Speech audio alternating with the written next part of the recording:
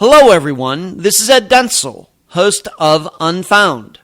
I wonder if you will consider becoming a supporter of this YouTube channel.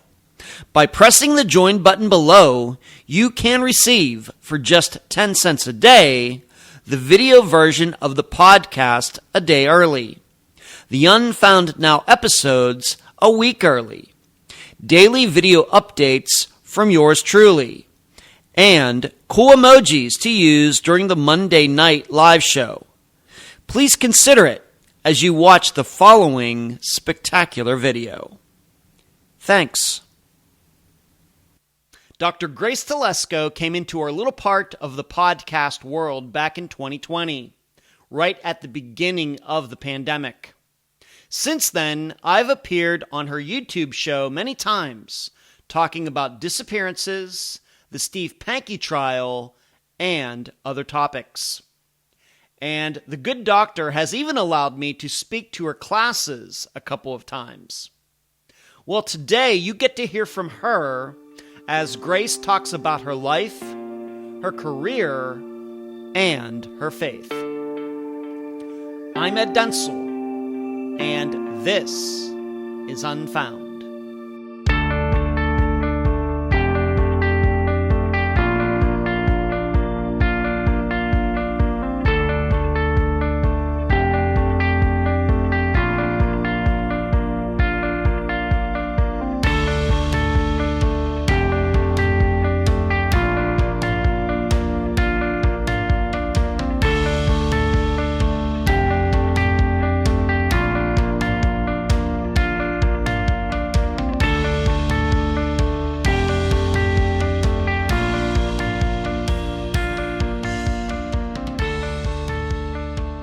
No theme today, just a very special edition with a very special woman.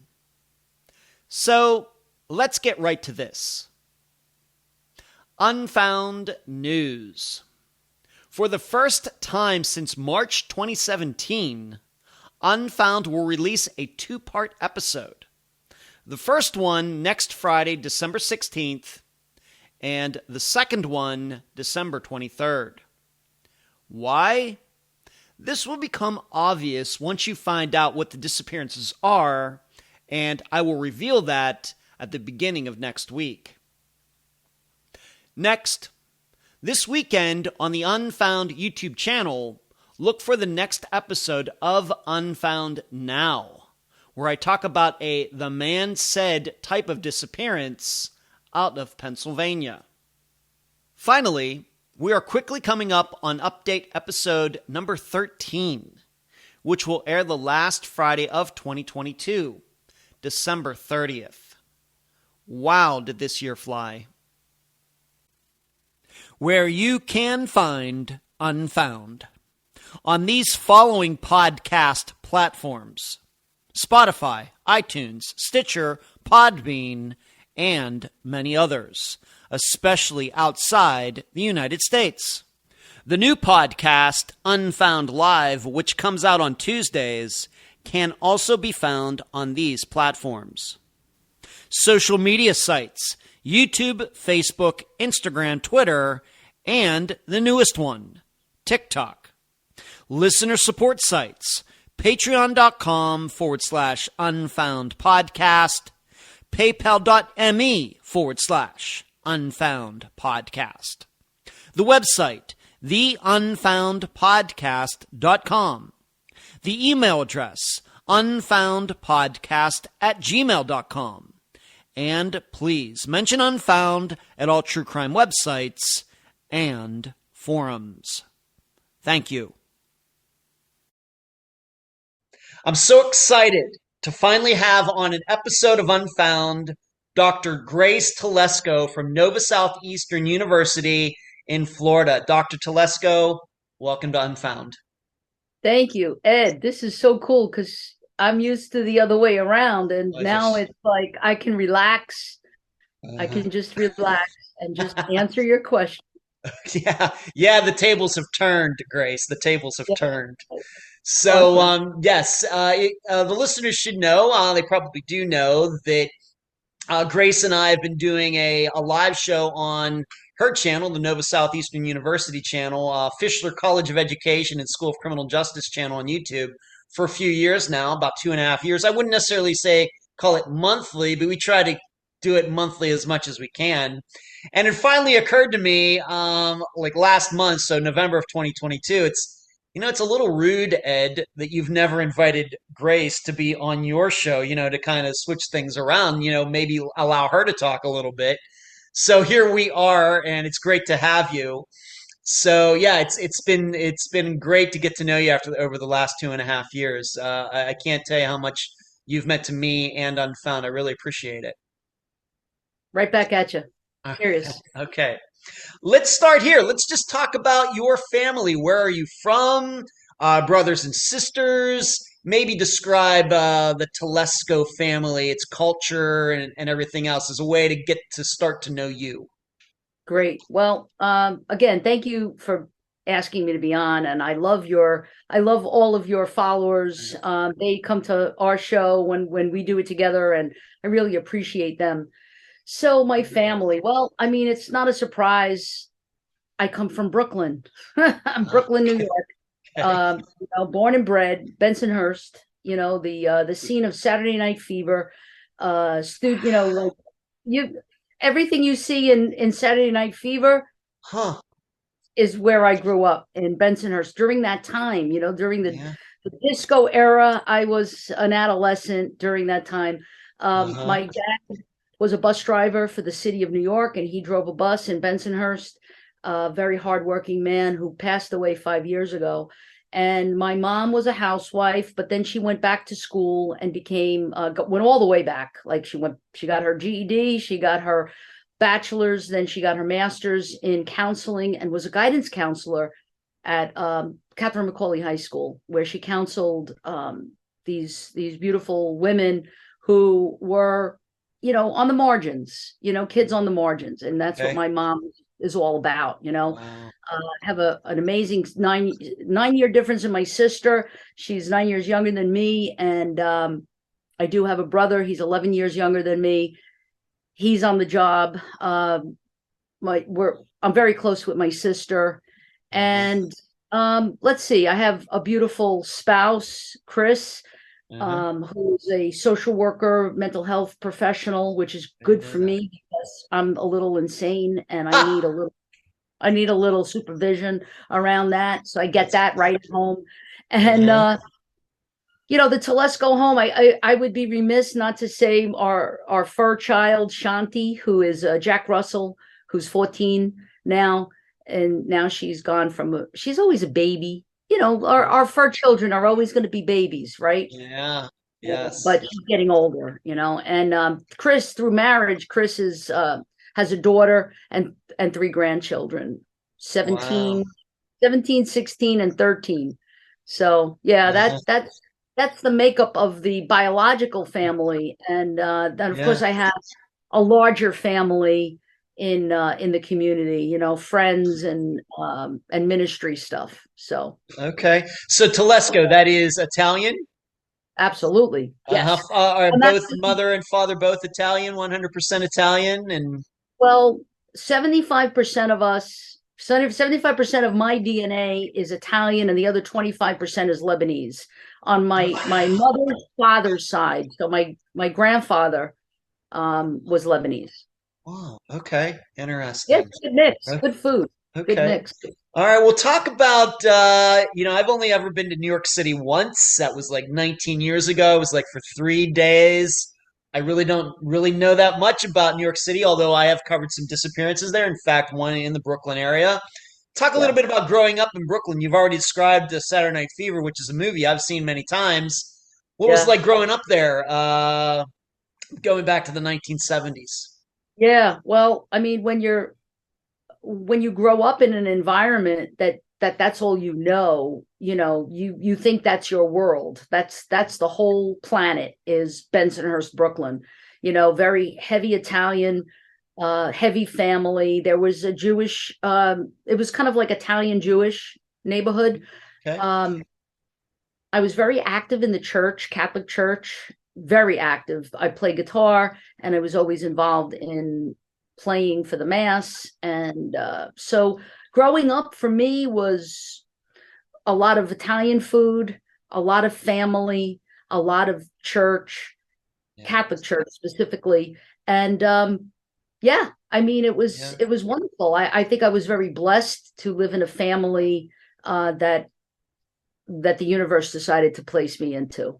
I'm And what were you into as a teenager? Like sports or hobbies, interests, music? Music. Playing the guitar. Every Christmas, I got a new guitar. Like they gave out like my family was very much into the quantity of the presents. They would count the presents. They would count the number of presents that you had, that everybody had. So there was a tote, like a the tote boards that you'd see in the telethons. They had the tote board for the number of presents, and that meant they cheated a little bit. So if you got socks, you got a pair of socks, you got two presents. One sock in each box. Yeah, very, very annoying. Okay. And so there's a lot of presents to go through. Imagine, I mean, I played the guitar, so I would always ask for picks. And they would put like 2 picks in a box until you had like 50 boxes to open. It was insane. And then at the end, there was always this box for me that had me go to a location, find another box, go to another location, find another box, and then ultimately there was the new guitar. So every year I got a guitar. Very much into that, very much into playing music, composing music. And I taught myself really how to play. I had my uncle who played, and he mentored me, but I was self-taught. Wow. Do you still have all those guitars, or have you given some away or sold them? Do you keep them? What have you kept a lot of them? No, I mean, over the years, I finally landed on, I really have three guitars now. A 12-string Takamine, I have an Ovation 6-string acoustic, and I have a Martin. It's a travel guitar. It's about that big. And it's really cool. It's really cool. So yeah, that's what's left of the of the collection. Okay, so mostly all acoustic guitars then? No electric or just acoustic? Yes, all rhythm guitar. Rhythm guitars. Okay. No melody. Yeah, it's so interesting. Now that you're saying some of these things, man, do we have some similar upbringing? My father is German, but my mother was Italian. I was also raised in the Catholic Church. I was an altar boy. I was the church organist. That was my job in high school. Once I could drive, I was the church organist from my sophomore year through graduation. I was the church organist. Don't take much part. I don't take any part in Catholic masses anymore. I haven't gone to mass in many, many, many, many years. But so when you're saying that, man, I can really relate to all of that. Yeah. I mean, the church was a big part. Church and family was such a big part of my growing up. And I came from an upbringing where they were helicopter parents, very, very protective, wouldn't let me out. Really, I couldn't really go play outside with kids, but I had my cousins, my boy cousins, and I played with them all during the weekends. And they were my friends, my cousins, until I went to high school. Then I started to branch out and make some friends. And high school was really awesome. I got involved a lot in drama, and we're going to talk about that later. Yes, and that kind of thing. So the performing arts really is the road not traveled in terms of career. For me. I see.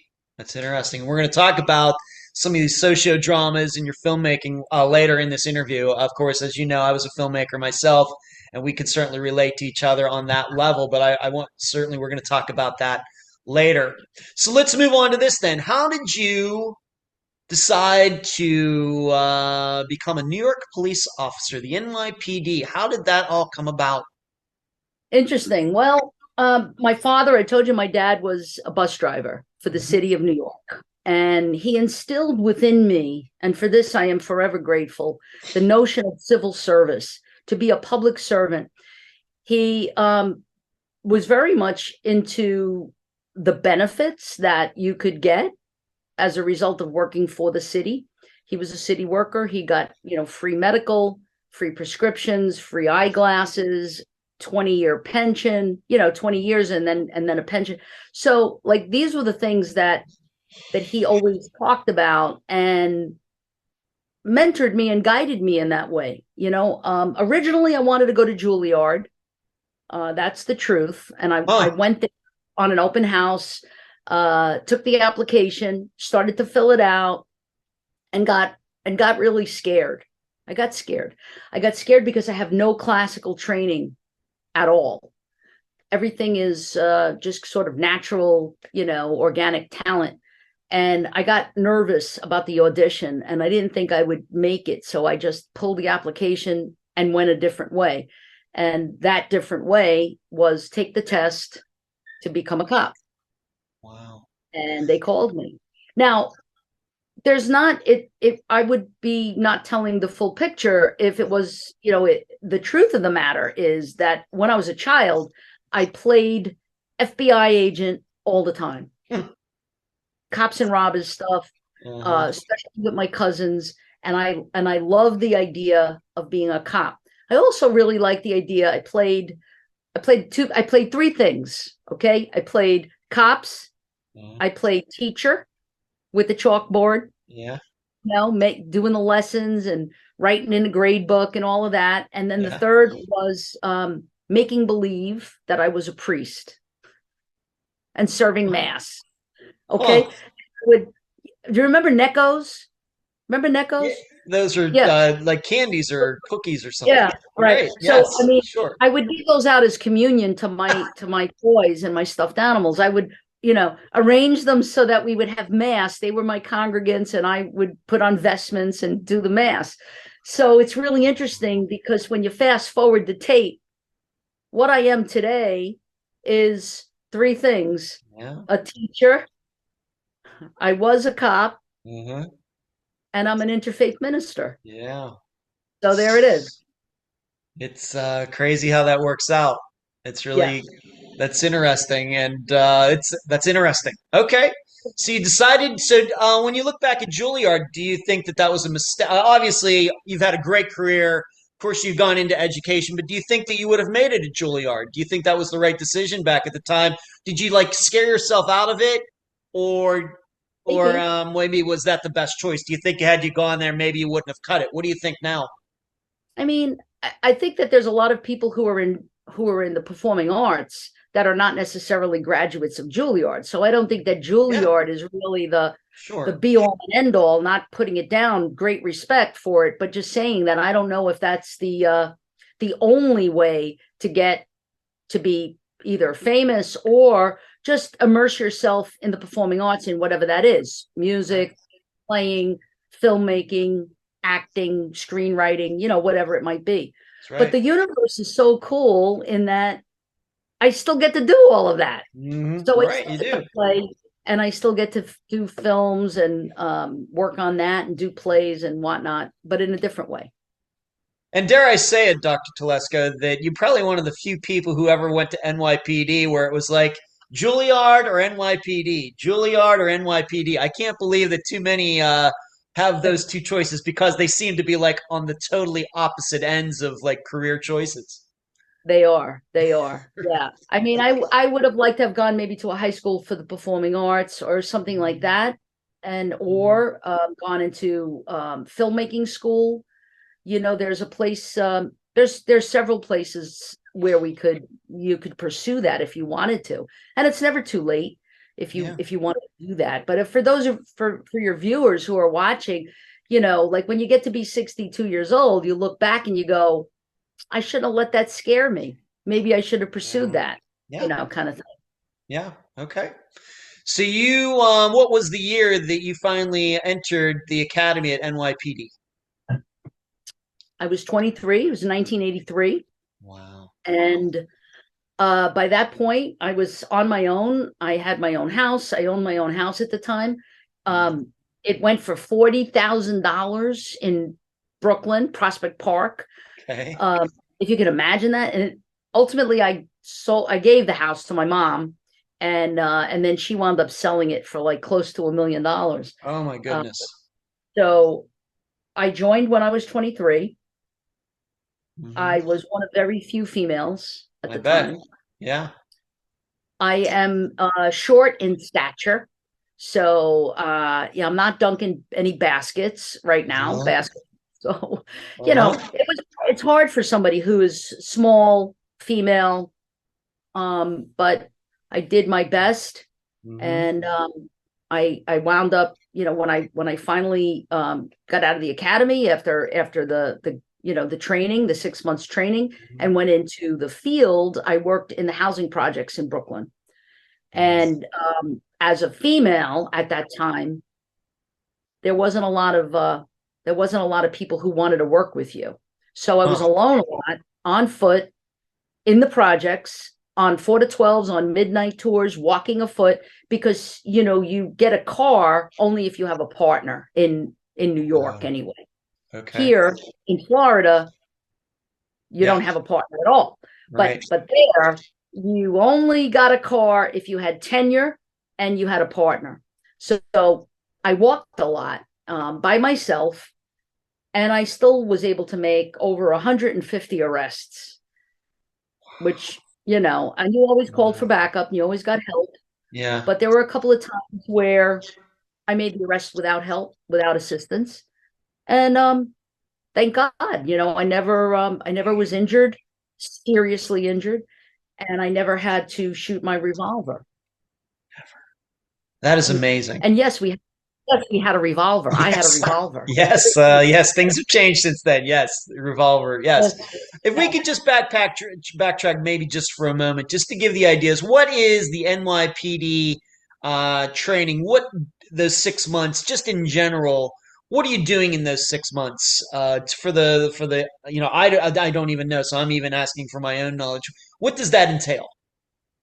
I think that the NYPD Police Academy training is, and I'm not saying this because I was from there, and ultimately after we'll talk about it, in my career, I went after patrol. I went to teach at the police academy, and I taught there for many years, and then came back as a sergeant, and then came back as a lieutenant, and then came back to be the commanding officer of behavioral science.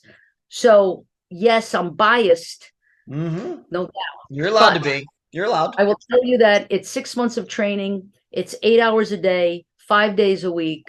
It involves academics, law, police science, and what used to be called social science. I changed it to behavioral science. And from what I understand, it's back to social science again, whatever. Okay. But social sciences, I think that the law speaks for itself. You know what that is. Police science, well, that's policy and procedure. And then you have the social sciences, which is sociology, psychology, learning how to talk to people, crisis intervention skills, learning how to de-escalate, understanding various cultures. It's a lot. So each of the academic segments are 150 hours of instruction in total. And then you've got physical training and tactics, firearms training. You've got your motor vehicle training, they call it EVOC, emergency vehicle training. You've got mock trial training, learning how to testify in court.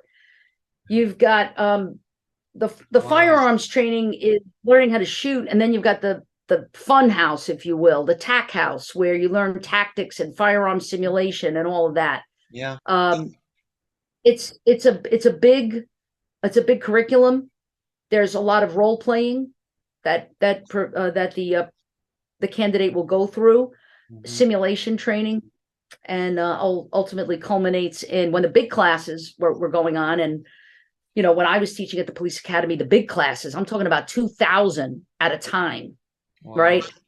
They would graduate in Madison Square Garden, and they would come out. They would come out to the song "New York, New York," and it was just really spectacular. And moving, and at the end they would all throw their gloves up in the air, and you see all this white glitter, and it was just remarkable to be a part of that era, that time. It's not that way anymore. It's like there's maybe 200, 300 that graduate. like it's different than it was when I was, very much a part of the police academy. Okay. Okay. So you went there, that's some of the training that you get, and then you go right on onto the street. And like you said, you went right into the projects by yourself, walking the beat.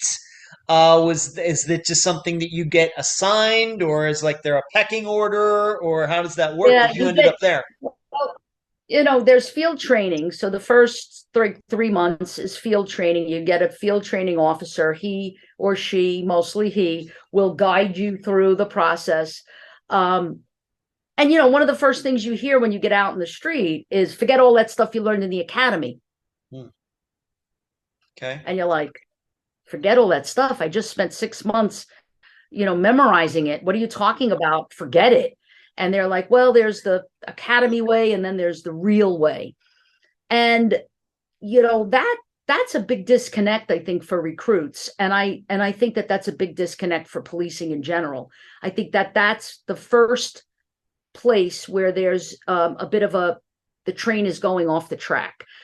Because if everyone was applying, I'm not going to say that bridging the gap between theory and practice is easy. It isn't. That practical application is very difficult. But should we forget everything we learned? Because what we learned were the ideals. Yeah. And if we're not going to be practicing those ideals, something is going to fall through the cracks. And I think that that's a big disservice. But it is the culture, and it is what happens. When the new recruit gets into the street, and they're met with their field training officer, they look up to this person like God, and there is a tendency, I think, to let some of the ideals go.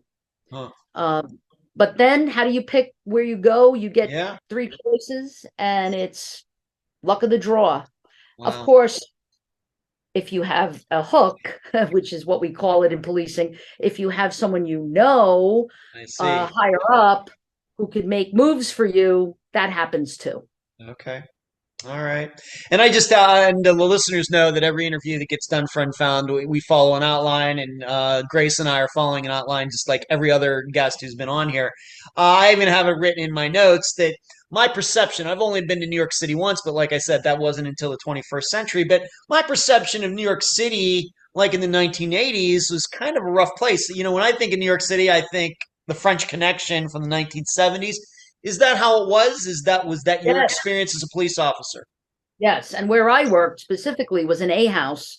I worked in Fort Greene, Brooklyn, Bushwick, not Bensonhurst, excuse me. That's the only place that I never worked in Brooklyn. But Bushwick, Bed-Stuy, Crown Heights. The mantra was, you give us 22 minutes, we'll give you a homicide. Wow. And that actually comes from a radio station, 1010 Wins, where they would say, their thing was, you give us 22 minutes, we'll give you the world. And, of course, the police officers changed that to, you give us 22 minutes and we'll give you a homicide. That's the way it was. Crack wasn't even out yet. It was very heroin infested neighborhoods, a lot of poverty, a lot of crime, a lot of drugs, a lot of guns, and just shootings were rampant. It was just through the roof. This is before Rudolph Giuliani came into power and cleaned up New York. Now we're seeing kind of a revisitation of some of the sights and sounds of the 80s back in New York now. Yeah, the good old days were actually the bad old days. It's, I guess, the way we could put it. So it was a rough time. Rough area. And then in the 1990s, I think that was called the broken windows theory of law enforcement, right? Broken windows. Yeah, that was later on, I think towards the end of the 80s into the 90s, community policing started to come in. Benjamin Ward was the police commissioner at the time, and he was very much into police in the community. Broken windows theory is really based on this notion of problem-solving policing, so that quality of life becomes a major issue for people. They, yes, they don't want to be robbed, yes, but they also don't want noise, and they don't want pollution, and they don't want to see prostitutes going back and forth and drug deals going on. And, they don't want to see that. They don't want that. That gives them a fear that they're not safe. And that's where broken windows comes from. Okay. All right. Well, I would be remiss if I didn't ask you at least to share one police story that you can from being on the beat, maybe a little bit of an offbeat story, something like that for everyone to hear from your experience during those years when you were on the street. I'm sure they would like to hear at least one story.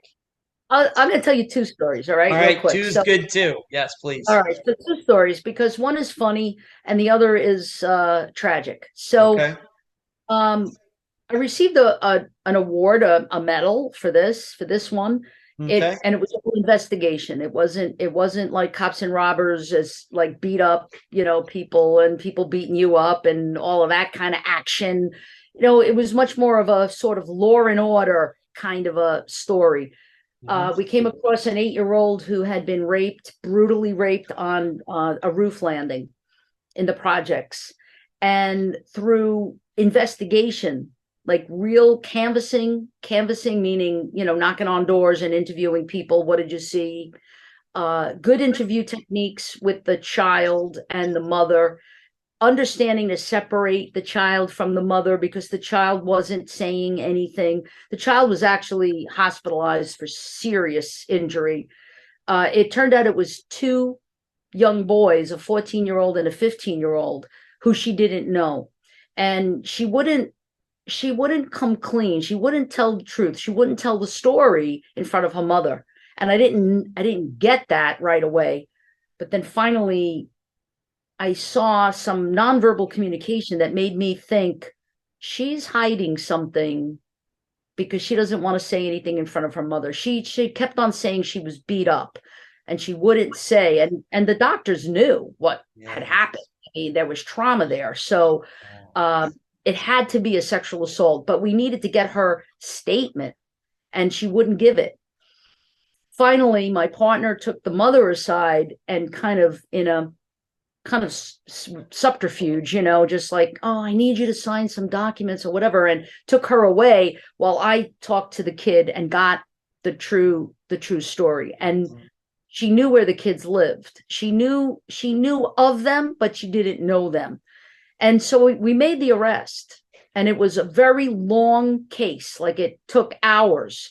And I was grateful to my sergeant for allowing us to be on it that long, because ordinarily cops would take the report, take statements if they could take them, and then give it to the detectives.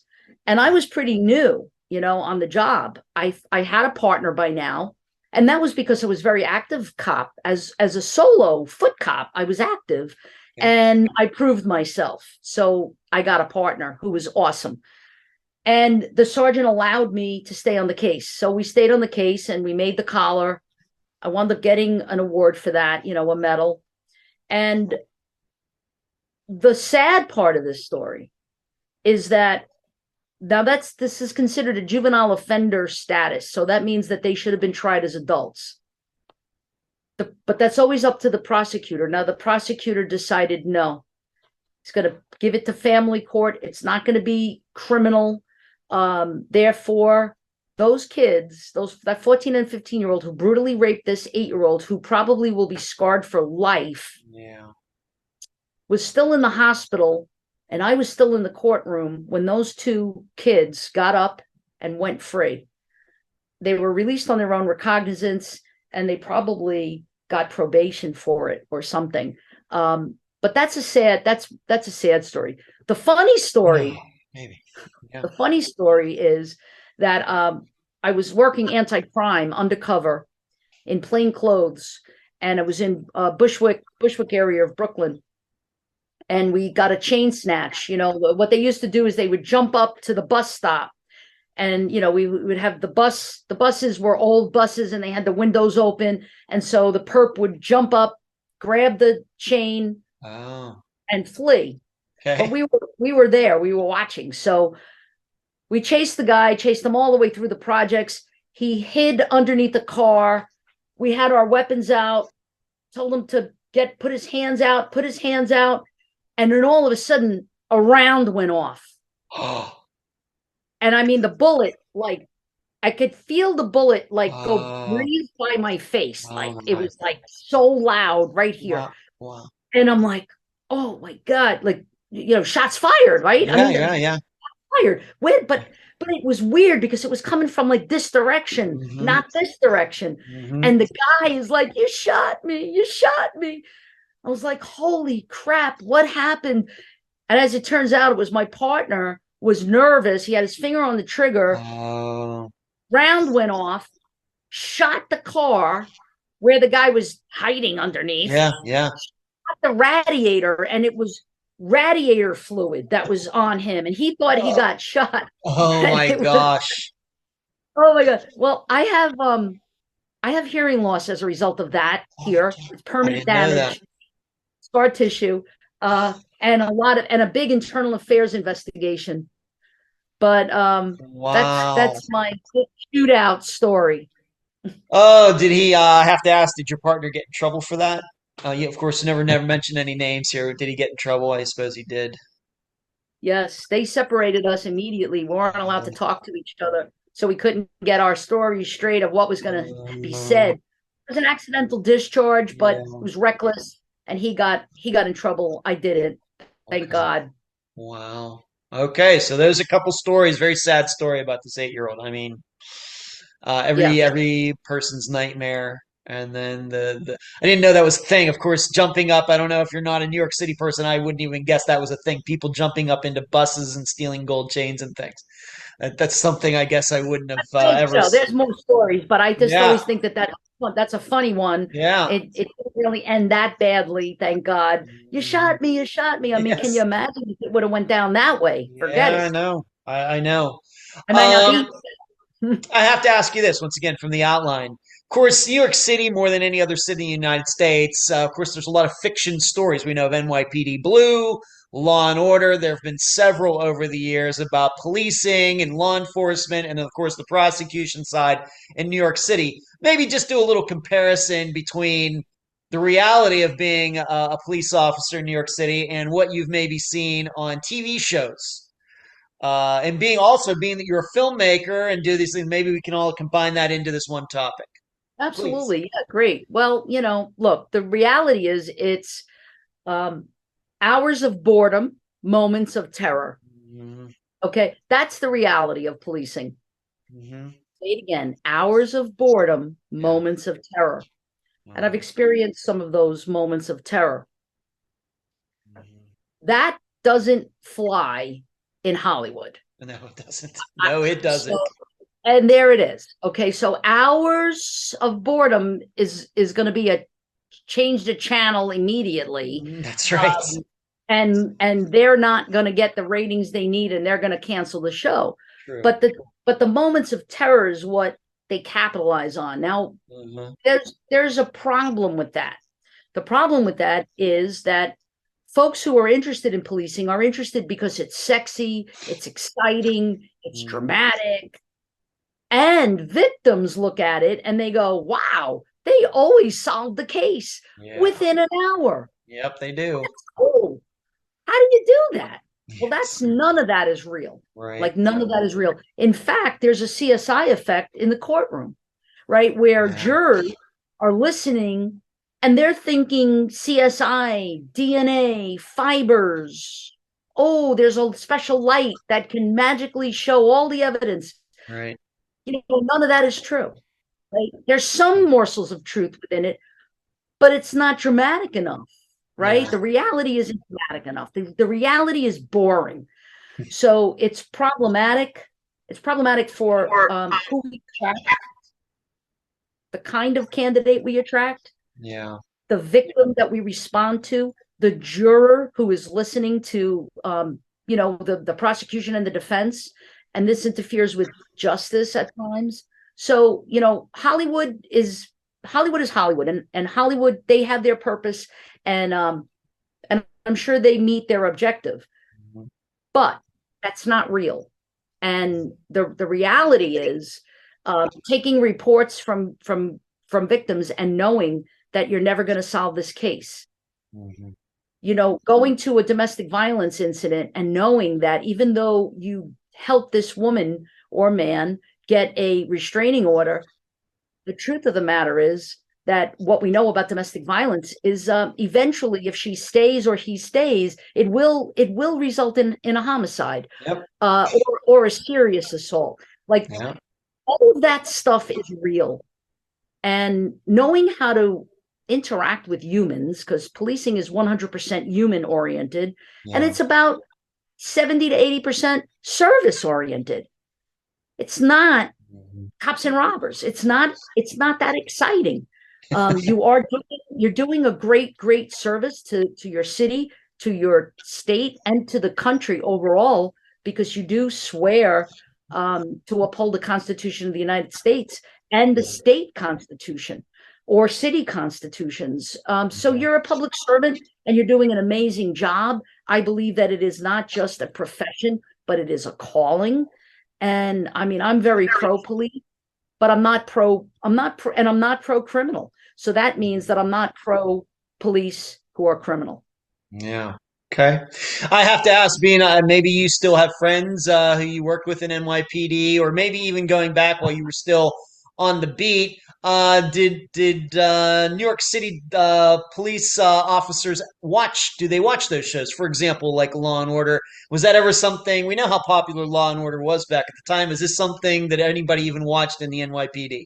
No. You know, I can't speak for 40,000 members of the service, right? Yes. But I can tell you that I don't watch any cop shows. I don't like it. Even Blue Bloods. I mean, if I have to, if I'm in like another country and that's the only thing that's on in English, maybe I'll watch it. But otherwise, no. I'm interested in things that I wasn't involved in. Yeah. You know, very good. Like even the show Cops. Even the show Cops, people go, well, that's real, but that's real. Yeah, that's real, and it's edited. It is edited. That's right. So, yeah. Anyway. And to tell you the truth, I wouldn't watch a TV show about podcasting, so I do, of course, watch shows about disappearances, but a show about actually podcasting, yeah, I wouldn't watch that either.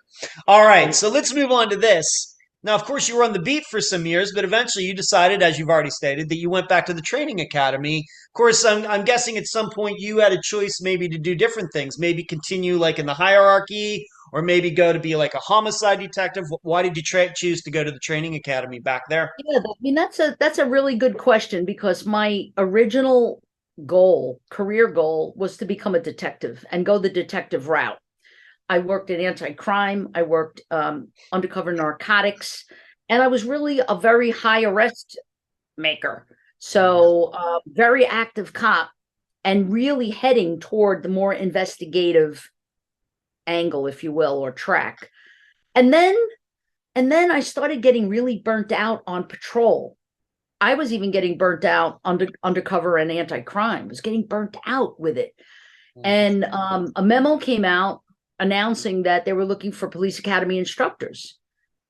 And I thought, I'm a good teacher. Like, I did that. I taught catechism, when I was younger. And I thought I might do really well in this. Let me see. So I went for the interview, and I did very well on the interview, and they hired me. And I mean, that was when my life changed. Going to the police academy to teach was when, that was a dream come true for me, really. I mean, I got to be involved in role playing. I got introduced to role play, socio-drama, simulations. And it also forced me, because at that point I did not have my bachelor's degree. I was going once, every semester, taking one course at a time at John Jay College of Criminal Justice. And it took me 8 years to get my bachelor's degree. Wow. Like plugging away at it every semester, 3 credits, 3 credits, 3 credits.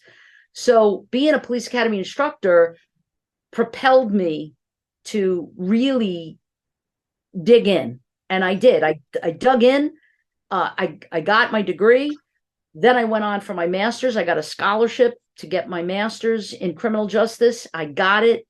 And then that wasn't enough. I continued on. I went for my PhD in social work. And you say, why social work? Yeah. I was interested in the course curriculum. And I thought that because behavioral science and social science was where I was teaching, I thought that would really enhance what I was doing. And so I got a PhD from Fordham University in social work in 2001, May 11th, 2001. Okay. And so how many years were you like, you said you were on the beat in the housing projects and then you were anti-crime undercover. How many years of that did you do before you got to the training camp, before you went to the training camp? About 3. It wasn't a very long time. I got burnt out pretty fast. I think that what happens when you are making that many arrests, I made 150 arrests, all good arrests. None of them were dismissed. 150 very solid, a lot of drug collars in the projects. Some robbery collars, but mostly drug collars. And I just burnt out. And I don't know now, like, don't forget every time you got promoted, because then if you're not going the investigative track, you should be going the promotion track, which I did. So I became a sergeant, and then I went back on the street, and then became a lieutenant, went back on the street. But for short stints, I was always pulled back.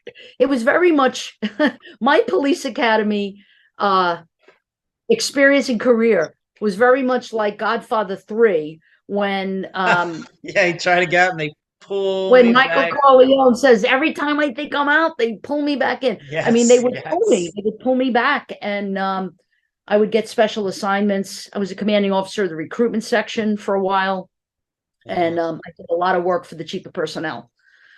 So I mean, I'm grateful. I'm grateful that my career was mostly, administrative. It was administrative and training, sprinkled with some excitement of patrol. When you went to the training and when you finally got that job, did they just set you up? Like, was there any particular concentration that you focused on? Like, is it like a regular college? We have like your history professors and your physics professors. Yes. If that's the case, what was your concentration? Yeah, social science. I was assigned to the social. I got to pick it. I got to pick what I wanted. Okay. I went in saying I didn't want law or police science. I wanted to teach, and I definitely not physical training. I mean, your earlier question about sports. Yeah. I like watching baseball. I was never much of I like racquetball. I like to play racquetball, but other than that, I'm not athletic, and I don't really like working out. So the physical training and tactics wasn't for me. The law, maybe, but social science was something that I really resonated with, and that I was a social science instructor. Okay, and everybody should know that Dr. Telesco is a huge Houston Astros fan, so 2022 is a very good year for her, and being that they won the World Series. Okay, so you go up, and did you say that you got your doctorate in 2001, May 2001? Yeah, May 2001. It was really interesting. I think that the highlight of my career was when I was the commanding officer of the behavioral science department. So that formerly known as social science. So there was a social science department that I worked in as an instructor, as a seminar coordinator, as a sergeant, squad supervisor. And then when I became a lieutenant, I went back to be the commanding officer of the whole department. And that was really awesome. And I got to hire, select my own instructors. I was responsible for 50 instructors and sergeants, and helped to rewrite the curriculum. This was during a time of Amadou Diallo, where he was shot and killed. He was shot 41 times in the vestibule of his hallway in the Bronx on Wheeler Avenue, and he was unarmed, and he was not a criminal, and he wasn't a suspect in anything. It was a tragic event that occurred. The officers were acquitted because the officers truly believed and articulated before the court that they thought he had a gun because he took his wallet out. Okay. He was an immigrant, an African immigrant, and he was not able to really understand 100% what they were saying. He thought they were asking for ID, but you have to remember that in his country, the police were corrupt.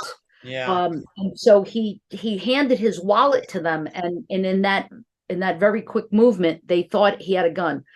tragic event. But the city, it was very much like Ferguson, if you remember, and the summer, the summer of the demonstrations and the riots that happened across our country. Well, it was like that in New York City. And so the chief of personnel and the deputy commissioner of training at the time asked for a rewrite, a complete overhaul of the curriculum in training. And I was part of that. And I was very excited to be part of that. I digress a minute. I'm getting into 9/11. When I left there, I did that for 3 years as the CO, the commanding officer of behavioral science. And my chief was transferred to community affairs in headquarters. And he asked me to go with him.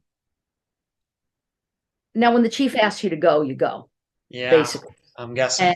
And, I wasn't happy. I wasn't thrilled about it. But I also knew that there was the new chief, the new sheriff in town that was coming to the training academy, wasn't going to be like working for that chief anymore. And so, all good things must come to an end. And it did.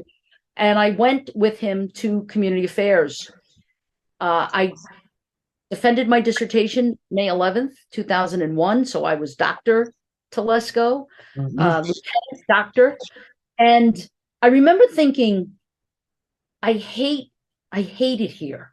Like, I hate it here. I hate that I moved. I hate that I transferred. I don't like it. I'm not doing what I want. I'm doing number crunching and working on research projects, and it's not my thing. And but I also have always had a very firm faith. Yeah, I know you do. Power, right? Yes, and sure. Hey, I was asked for a reason. There's got to be a reason. So that was May 2001. September 11th, 2001, community affairs, where I was now working, became the center focus of working with the families post 9/11. And I knew why I had been transferred. Yeah. We're going to get to 9/11 in just a moment, but maybe just very quickly, when you say about social sciences and what you were teaching in the academy, I think everybody understands, of course, like tactics and the law and everything. What does necessarily social sciences mean? When you're teaching new recruits, when they come in for those 6 months, what is social science and how does that help them out in the field? Well, I think I said it earlier, communication is the first part. And so the communication is a lengthy module, if you will, right? So we teach not only about perception and effective communication skills, but we talk about de-escalation, verbal de-escalation. A thing called verbal judo was what was taught at the time by a guy named Dr. George Thompson. Verbal judo. I mean, you know what judo is, martial arts. Yeah. And it's about give and take. And it's about taking the force from the opponent and turning it on them, kind of thing. Voluntary compliance. How do we gain voluntary compliance? What happens when someone resists arrest? Is there a way in which you could de-escalate the situation, defuse the situation, so that the person can relax into making the right choice, which is put your hands behind your back? Kind of thing, so we teach that. We teach crisis intervention skills, how to effectively handle people who are mentally ill. So effective communication is important, but crisis intervention is just as important. How to talk to a victim, how to validate, how to allow them to ventilate, how to empower them. And then, ultimately, finally, our own mental health, police officer mental health. And what can we do to kind of keep an eye on ourselves and take our own emotional temperature to know when we're in trouble because of alcoholism, because of suicide, because of domestic violence within our own homes. Right. So like that's social science kind of in a soundbite. Okay. All right. Thank you for explaining that. You threw that term around so much. I just want to make sure that the listeners, had a good, general grasp on what you're talking about here. Like some of the other titles, I think are self-explanatory. All right. Let's move up to 9/11. Of course, we could do a whole 2 hours on this, but Describe your day. What do you remember about that day showing up for work? Were you already at work when this was all going down? You've already said that you were a part of community affairs at that point, but describe your day and how everything, of course, escalated. So by this point, you know that I had a PhD in social work, and I had been teaching for a while at John Jay College of Criminal Justice as an adjunct professor. I was teaching a course called Crisis Intervention Using Drama Techniques. Mm-hmm. And that was the course for undergrads. And I was on my way there. And my class, I believe my class started at 9:30.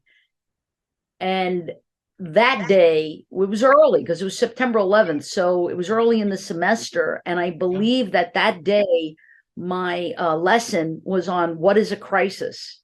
Oh, my. Wow. Yes. So, yeah, right. So Chris and I were in the car. I was driving Chris to the job. As you know, I think I told you that she's a social worker. Yes. She was a social worker. She's in private practice now, but she worked for an agency. And every day we'd come out of the Battery Tunnel. So we lived in Park Slope, Brooklyn. We would come out of the Battery Tunnel, and there was the World Trade Center right there, the two towers. And there was always an unbelievable amount of traffic. Ridiculous traffic. And this day was different. This day was really different. Come out of the tunnel, there's no traffic. And we stopped at the light, and you see all of this glitter. It was like glitter coming down, like glass. Wow. And at first it looked like glitter. Then I looked closely, and I saw that it was actually glass. And I look all the way up, and I see that there's a fire in one of the offices, like up on the 100th floor or something. Yes. Yeah. And it was the clearest blue sky, the clearest day. It was just so beautiful. And you don't get that many days like that in New York where you see the blue sky, It's usually gray and rainy. And I said to Chris, what do you think is, I said, oh, wow, look at that. Is it I thought it was like a ticker tape parade or something with the glitter. And then I saw that it was glass. I said, oh, it's a fire. It's an office fire. Wow, how strange is that? So I turn on WINS News, 1010 WINS News. Remember I told you? Yes. It's an AM radio station, news radio. And they said a plane had hit the first tower. Huh. And I thought, how could that be? Yeah. How could you not see that? It's the bluest, clearest sky. And that doesn't compute. And as we're listening, now all of this is happening within seconds. Like literally the first plane had hit the first tower. Mm-hmm. I was going to make the right. If you make a right, that's the West Side Highway, which is the way I would go to John Jay College. But I decided to make the left because I said, oh, and I saw that there was a fire truck, one fire truck. You can't even imagine this, right? There's one fire truck in front of the World Trade Center. I said, oh, okay, the fire's on the scene. It should be all right. Yeah. I'm gonna make the left, and I'm gonna go FDR Drive. So I go FDR Drive so that I could cut across and get to class. I have to get to class. Class starts at 9:30. So I get to class. I drop Chris off. I get to class, and I'm listening. I still have WINS News on, and I hear that a second plane hit, and then I knew it was terrible. Yeah. Get upstairs to John Jay, and there's my secretary for the speech and theater department, and she's hysterical because she had just got off the phone with her son, who was in the tower on that floor, saying that they have to try to evacuate, but they can't. Oh, he ultimately perished. He was one of the victims, and I was providing some crisis intervention training, not training. I was providing crisis intervention for her. Yes. And some of my colleagues who were paralyzed with fear. I went into my classroom with my criminal justice. There are my criminal justice undergrads in there. And I said, you got to get out. Like nobody at John Jay was making any decisions to say, look, you got to get out of this building. anything that has to do with criminal justice. This was a public institution. They had hit the Pentagon now. Yeah. All hell was breaking loose, and I knew that I had to get to the headquarters immediately. And I dismissed my class.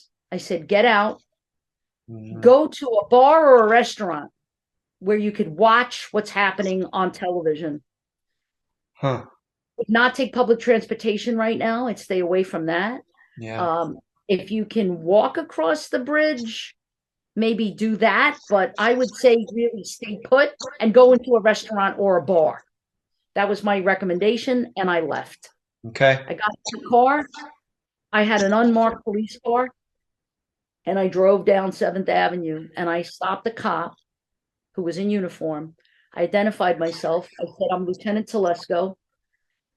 I said, go on Citywide, the Citywide radio band, and tell me where headquarters is mobilized to, because we would have a mobilization point.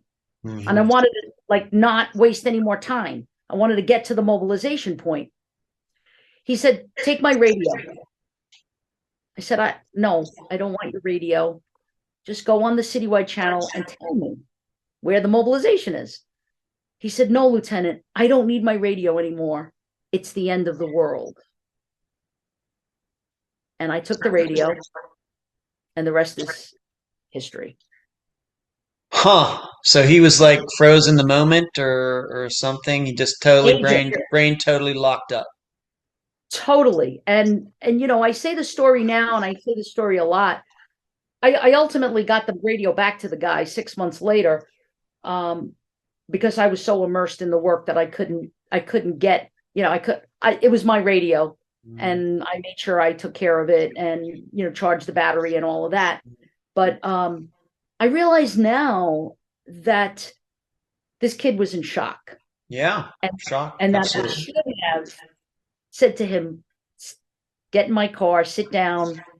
It's going to be all right. We're going to get through this. Whatever is happening, it's going to be okay. Don't worry. It's not the end of the world. And if it is the end of the world, we'll get through it together, and you're going to need your radio, Yeah. Yes. I didn't do that. I kind of got caught up in his emotional contagion, and I took the radio. And I went to headquarters, got my uniform on, and the rest of the work, history. So where were you? Of course, you took this radio from this guy who was obviously in shock, obviously.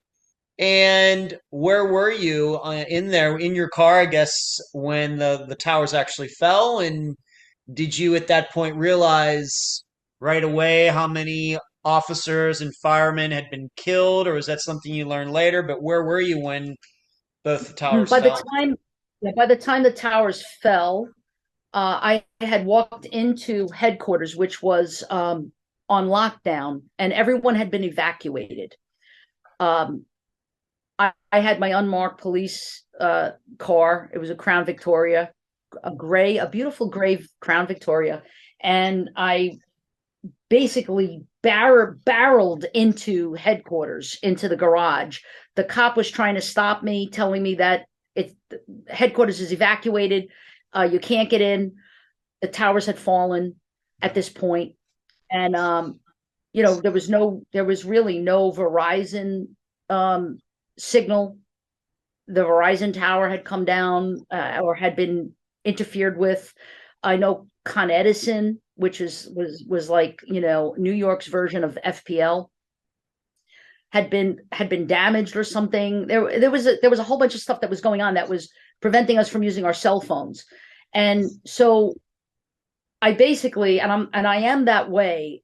I feel like there's three kinds of people in this world: the people who make things happen, watch things happen, and people who say, what just happened?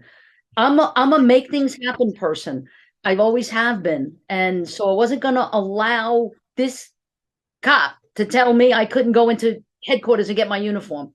I needed my uniform. I knew that, I had to get to my locker. And I'm glad I did that, because when I came into he was like, fine, Lieutenant, do, whatever. And I went in, came up to the office, and there was a cop, one of our cops, at the phones. all by himself. And I was like, what are you doing here?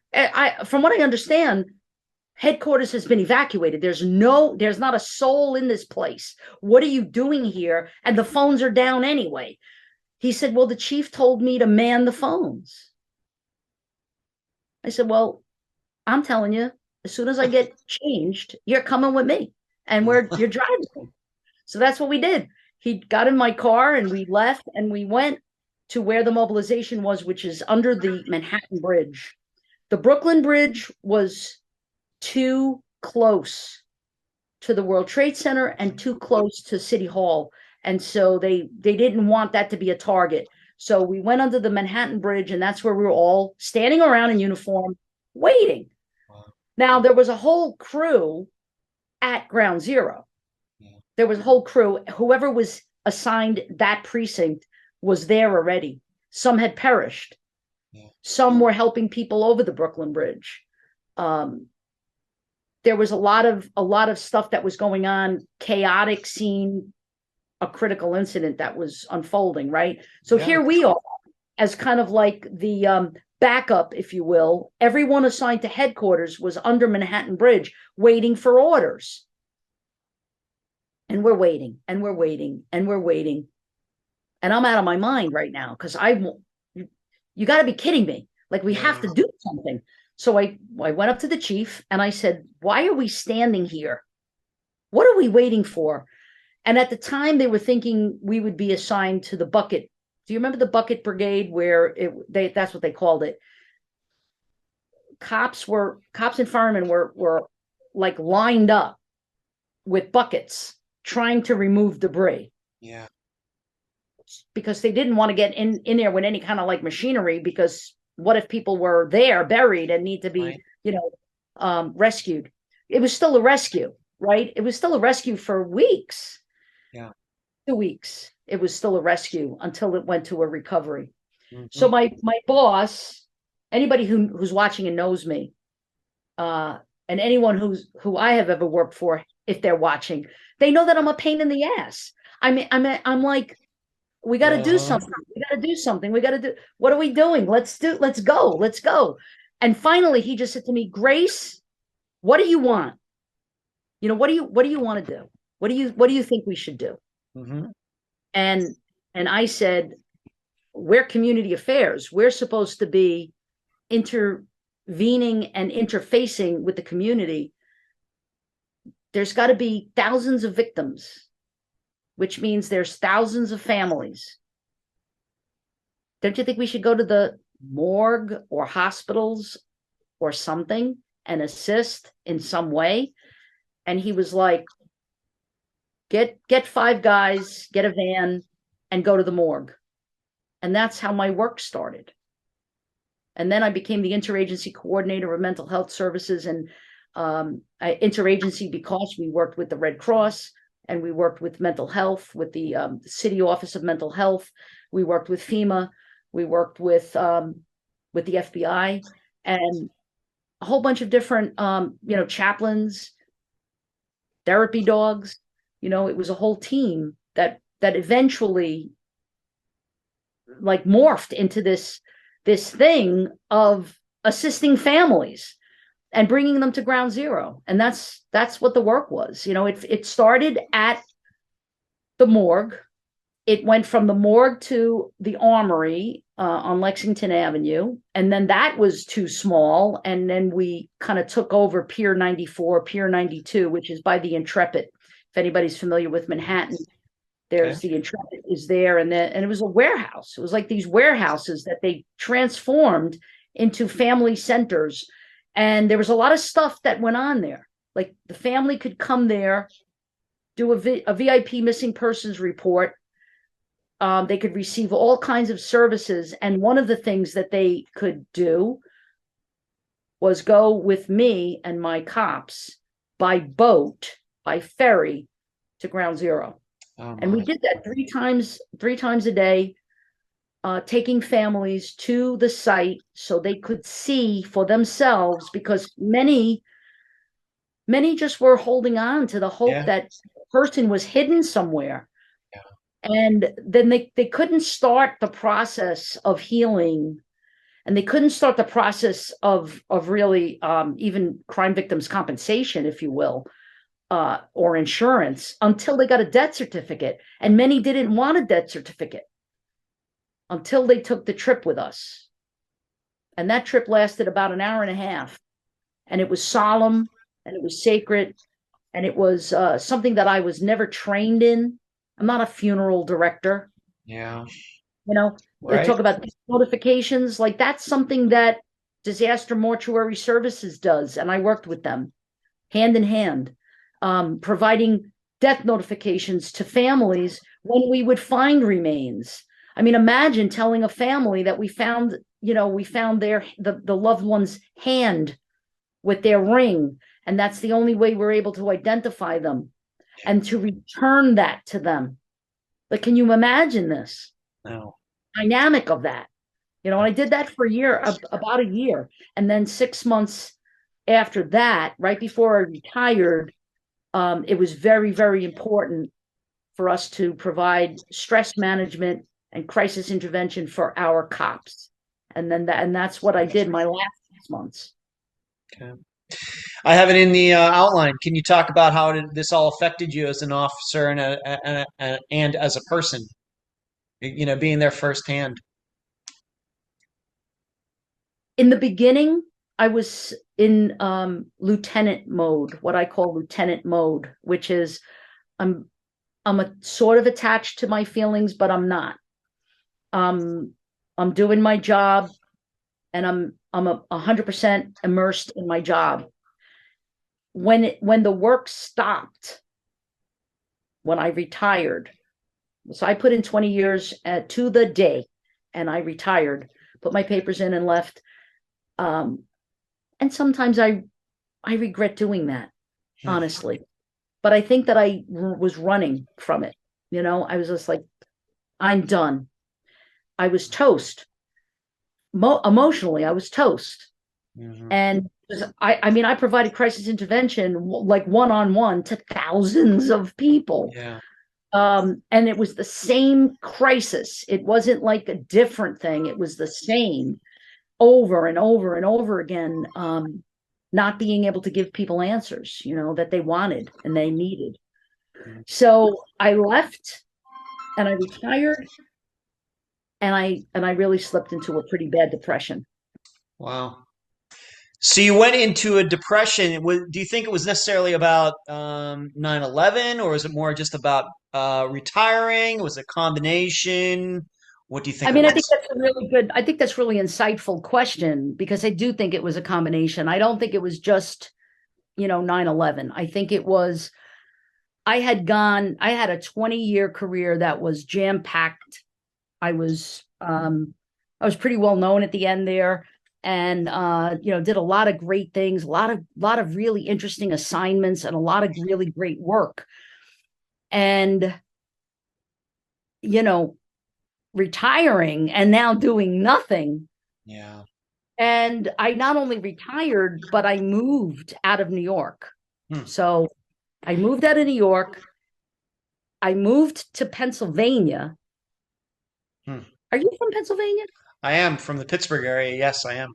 Right. So I moved to East Stroudsburg, where I got a job as a professor in criminal justice department, East Stroudsburg University. And, I thought that's what I wanted to do. I thought that was my next chapter kind of thing. But what I discovered was, first of all, it was really, really cold, and it was really, really snowy, and there's too much of that. And I didn't like that, at all. Yeah. Pennsylvania's not New York, even though this was Stroudsburg. So, it was close to New York, but it wasn't New York. It's certainly not. And that disconnect. And teaching is exciting, but not as exciting as what I was doing and what I was involved in.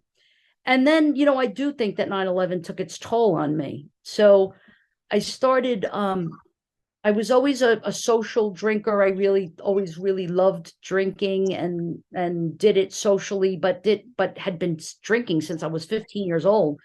And I noticed that it was starting to become self-medicating. Oh, And it okay. was dangerous, for Yeah. me. Mhm. So I sought some help through a program that's for first responders, World Trade Center responders. I went to the program and I started to seek some assistance for some of the emotions I was feeling. And they want to throw medicine at you. Mhm. And that was not good. Yeah. That was just good. That's not good when you're mixing that with alcohol either. Right, of course. So that Yeah. was just that whole thing was just really bad. I was very depressed and couldn't sleep, had very bad insomnia. And then Chris and I decided to move to Florida because maybe I thought, you know what? I think that maybe I just need sun, maybe I just need the sun and warmth. So I Mhm. went to Florida and got a few jobs teaching here and there and everywhere. And fast forward the tape, because I would really like to fast forward the tape and not really dwell on that time. It was a Mhm. very short time, Yeah. like a dead time, a wilderness time. Yeah. And ultimately I came to understand that the work that I did for 9/11 was truly a gift. Hmm. And it wasn't like, oh, pour me another drink. Mhm. This was a gift. This was someone, something, some power trusted me. It was a humbling thing. It was a humbling attitude and a humbling perspective, I think, to have and say, I was really called to be here to help. Mhm. And if I have some scars from that, it's okay. It's okay. And then ultimately, I was uh, I was teaching at Nova, NSU, where I teach now as a associate professor full time. Yeah. I was teaching an adjunct from like the time that I moved here. Practically, it feels like from for a long, long time. And then a full time position came available, and they asked me, and I jumped at it, and they hired me. And oh my God, Mhm. I found my home, Yeah. and I just love it there, and I love my bosses. My bosses remind me of NYPD. They remind me of the support and the guidance and the mentoring that I received there. And I get to do like a lot of the things that I was doing in NYPD. I get to make films. I, Yeah. I made one hide fight film. I'm going to be now directing a recruitment video for Davie Police. So I get to do my filmmaking there. Mhm. I get to do theater, theater stuff with my socio-drama ensemble, Stage for Change. And I get to teach criminal justice, and so I'm blessed. Let me I'd like to go back, just ask you a couple questions more about being, of course, since you not just work for NYPD, but you grew up there. Would you say that New York City, over 20 years later, has it gotten back to normal? And maybe you can talk about the NYPD, because of course so many officers were lost on September 11th. Did the department finally get back to normal, or do you think this is still something that maybe psychologically, even 20 years later, you're still struggling with, because it was such a huge loss? I mean, we know police officers are going to get lost during the line of duty, but so many at one time.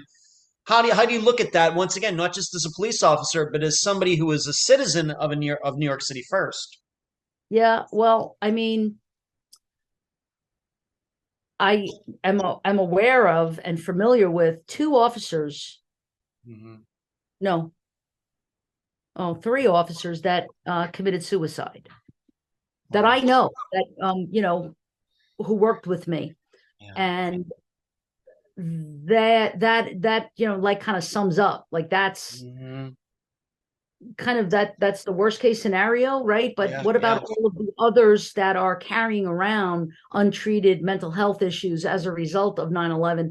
And 9/11 might be a day for everybody else in the world where they go, I now remember where I was. I remember what I was watching on TV. I remember being in France and having a croissant, and then I was, unable to get out of Paris, and I'm like, oh, poor you, Right. seriously. But everybody who's alive and remembers the day will think of 9/11 as a day.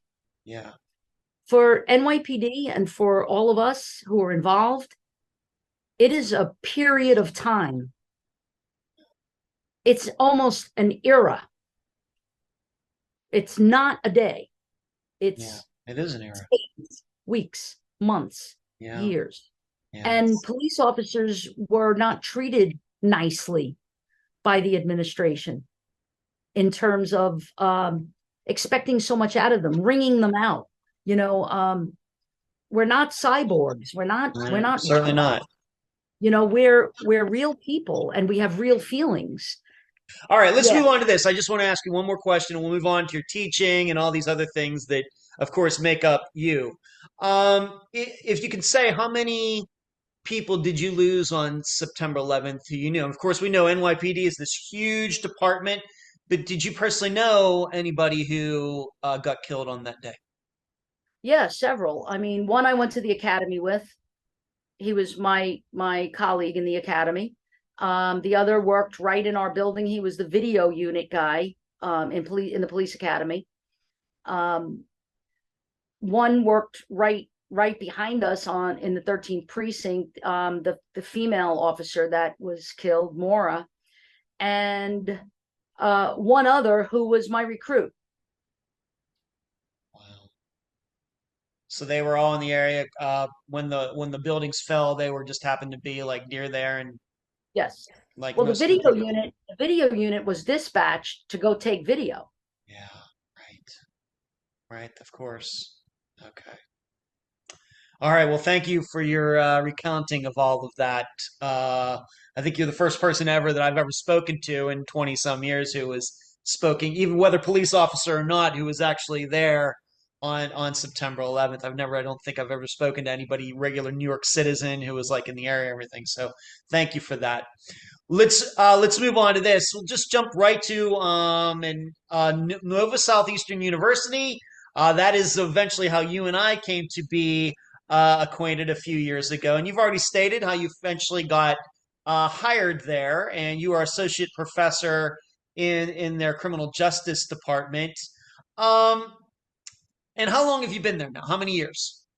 Well, I started working there in 2010 as an adjunct. Okay. Then I got hired 2017, I believe. 2017. I think the process started 2017. Yeah. Okay. I'm in my 5th year now. Okay. Just got promoted to associate, and I can't say enough about NSU. I just can't. I can't. And my bosses know this, and I'm not one. You probably know this already about me, that I'm not one to kind of blow smoke. I don't. No, you certainly do not. And I'm not easily impressed either. I just not. But I feel so blessed to have these 3 individuals, Dr. Kimberly Durham, who is the head dean, right, of the College of Education School of Criminal Justice, Dr. Tammy Kushner, and Dr. Marcelo Castro. And the 3 of them together, this team of human beings that are just amazing, so caring, and so supportive of anything I do. And I told you I'm a pain in the ass. Yes. I am. Yes. I am. Because I'm always like, I'm creating, I create a lot of stuff. With that, sometimes comes headaches. But they're okay with it. They're just so supportive of everything I do. And they're so supportive of our students, who I adore, our undergrads, and our PhD students. Our master's students are good too, but I have a love in my heart of, I kind of favor the undergrads because I work directly with them in person, one-on-one. And the PhD students I mentor a lot. When a student goes to Nova Southeastern University and decides to become a criminal justice major, what kind of different professions, career paths could a young person take going into that particular curriculum? Where do you find most of your students once they graduate? Where are they going? Well, it's interesting because an undergrad degree in criminal justice will open up avenues for you. Look, the truth of the matter is that a bachelor's degree today is what a high school diploma was when we were, well, not you, because I'm way older than you, but when Not that much older. When I was growing up, everybody had to get a high school diploma. I mean, or a GED. I mean, it's like most people was striving for that. Yeah. And I think that today that's what a bachelor's degree is. Look, I blame Hollywood again because Hollywood makes it appear that all you need is a bachelor's degree and you'll become an FBI criminal profiler. And that's not true. Yeah. That's not true. There aren't that many positions open for criminal profilers. Then they watch CSI stuff and it's so exciting and sexy and they want to get involved in that. So they take a couple of forensic courses and they think that they're going to be able to do that. And that's not how it works either. So, what is available to you with a bachelor's degree? You could definitely become a cop if you have a good, clean criminal background. Yeah. And you are not insane, right? Right. You have some good, strong mental health, and you're pretty, medically fit and capable. You could become a cop. But frankly, most of my students don't want to be cops. If I know, and you might find that fascinating and interesting. No, that's why I asked the question. But they're not interested. They don't want to be a cop. They want to be profilers. They want to be lawyers. They want to be forensic specialists and forensic technology and be behind the microscope. And they don't understand that really requires a biology degree. That's right. It's science, right? Right. So what can it give you? Well, it can open up your world. It could give you a lot of different things, entree into. Like if I have a choice between someone who does not have a bachelor's and someone who does, I'm going to take the one that does. Yeah, sure. Because they understand psychology, they understand sociology, they understand, they have discipline. They've shown themselves and others that they're disciplined, to be able to get their papers in. They can write well, they can speak well. So bachelor's degree is definitely, you should pursue it. In criminal justice, if you're interested, I always feel like it's a teaser, though. It's an entree into the master's or the PhD. Yeah. Okay. So you've been there since 2010. Have you had students who eventually, for example, are in like the FBI or the Secret Service? Have you had students who have gone like, that, I guess what we would say, that far, or maybe in the Department of Justice or maybe even in some departments here within the state of Florida? Well, I'll tell you this. This is a great one I could brag on. Okay, go ahead. Please brag. A woman by the name of Penny Brown Reynolds was our PhD student. She was a PhD student. And she, of course, is a judge. So she was a lawyer. And then she went to Nova, got her PhD. And now she's working for the Biden administration. Huh. And in a pretty big position in looking at civil rights. And I think she's working for the Department of Agriculture, but she's involved with civil rights. And that's a great, I think that that's an amazing success story. Sure. Brendan, Brendan, you met Brendan, my son. One of your former assistants, right? He graduated. Right, that's right. Graduated with honors, won the Fischler College of Education School of Criminal Justice College Award, and is now working as a cadet. And he's looking to become a police officer in Massachusetts. And then there's Josh. right? Who you also know, I do who know. is working in child protection now as a child protection agent in Tampa. Huh. Over in You should my get in touch area. with him. You should Okay. get in touch with him. Yes, he's over in my area. Interesting. There's lots of success stories. Okay. Maybe I should ask you this. If somebody, for example, if there's a high school out there listening to this interview, and the person is thinking, well, I want to be an FBI agent and I want to go to Nova Southeastern University to do that, how should that person go about what, of course, getting your curriculum, but from there, what should that person do? Well, I mean, again, you got to look at the end game. What's the end game? Okay, you want to be in the FBI. The FBI loves accountants because the FBI is not doing, the criminal justice kind of nitty-gritty day-to-day stuff. The Okay. FBI is doing white-collar crime and they need accountants. So if you're an accountant and you want to go for an accounting degree and then you want to go into the FBI, they'll probably scoop you right up. Huh.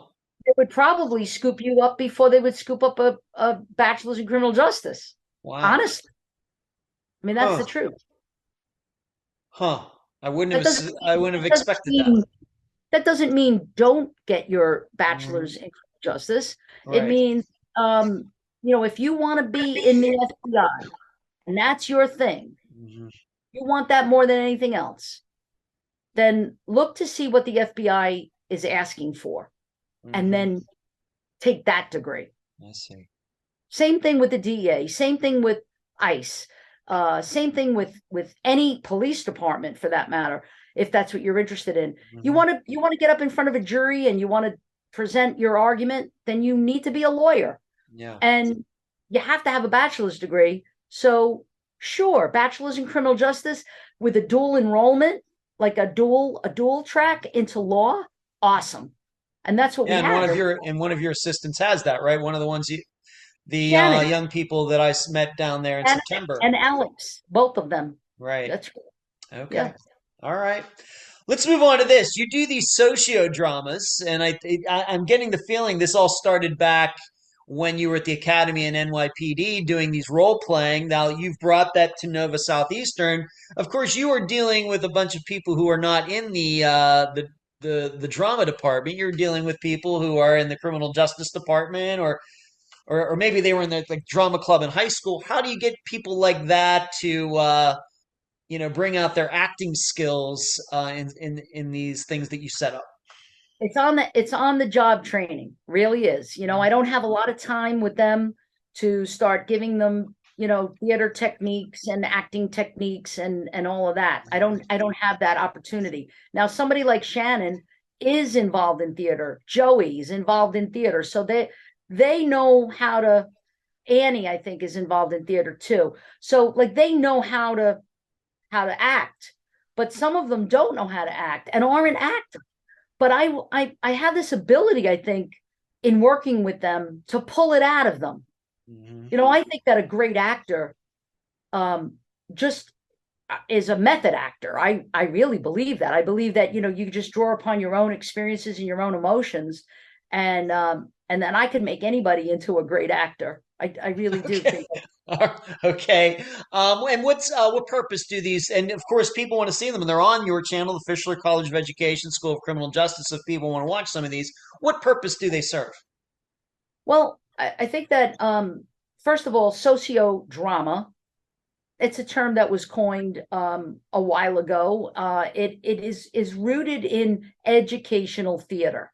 So that's what it really is. It's educational theater. Socio stands for really sociological or social issues. So you try to raise awareness and educate people using theater techniques. That's it.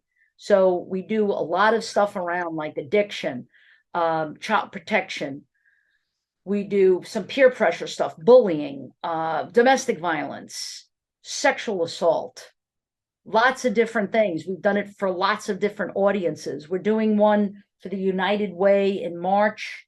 They're going to come to us and we're going to look at peer pressure for middle school kids, for middle school students. And we're going to look at 3 scenes, for example. One scene is going to be about wearing a mask to avoid COVID. Hmm. There's peer pressure around that.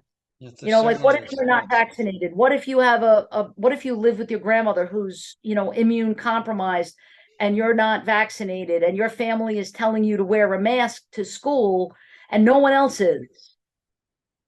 How do you allow peer pressure to make the decision for you instead of making the decision for yourself, kind of thing? The second scene is going to be involved with vaping. Vaping's a big deal now in middle school and high school, and the dangers of vaping.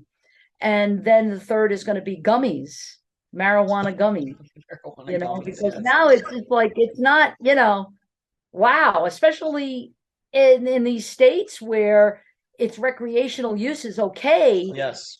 And maybe parents are doing it. Maybe your grandparents are doing it. Mm-hmm. I mean, what is this? What message are we sending our kids? Because marijuana for underdeveloped brains is not good. It's true. And we need to talk about that. So how do we talk about it? I could talk about it with a PowerPoint. I could talk about it with my amazing, dynamic, charismatic lectures, or I could just do a sociodrama, a scenario where they get to talk to the character who stays in character. And that seems to me to be the most effective way to engage audiences. But more importantly, my work is more about the change I see in the students who are the actors, because they work on a project and they become the character and they immerse themselves in the issue. And that's where the real change and the real education comes for them. So you like put a script together and everybody has a part, and it's no different than putting on your traditional, death of a salesman type of play. No, I mean, we don't have them memorize a script. It's very improvisational. Okay. There's some maybe extemporaneous, notes or something for them to work off of.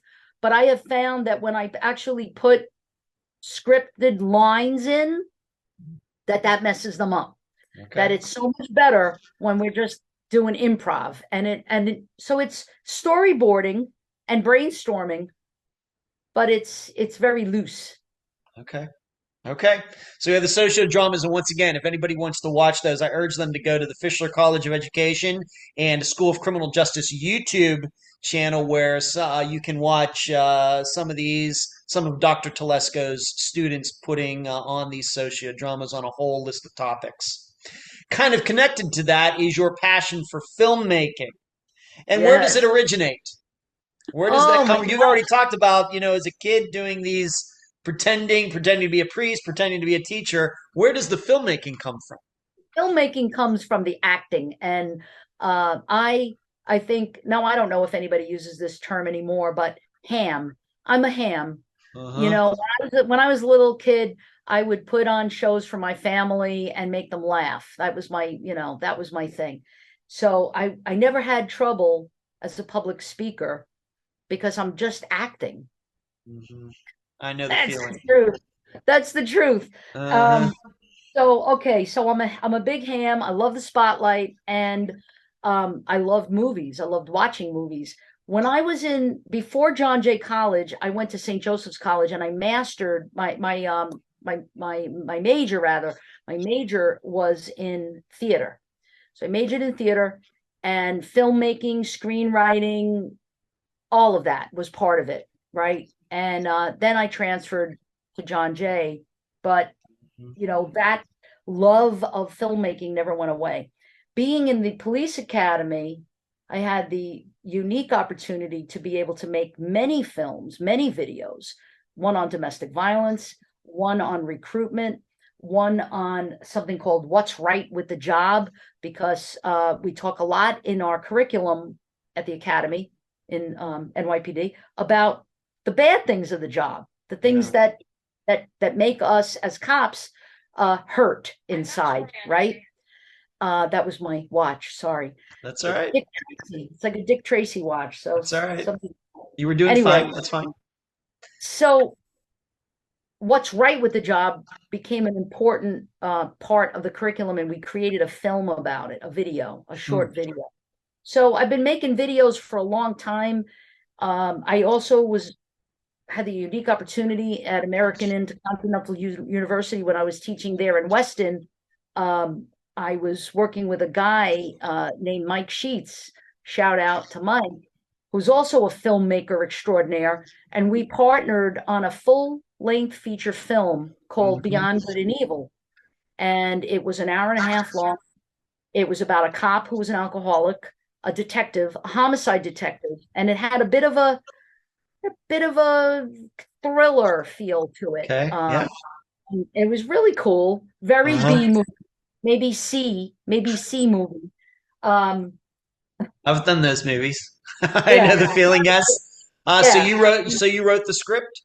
We wrote the script. We did the screenplay, and I directed, and he was the director of photography. He edited. I assisted a little bit with the editing, and I was kind of also the producer, in charge of the crew and in charge of the craft services and all of that. So, the call sheets, the location, all of that. And we were entered into the Fort Lauderdale Film Festival as an entry, and that was cool. When was that? What year? What year did that take place, and how long did it take for you?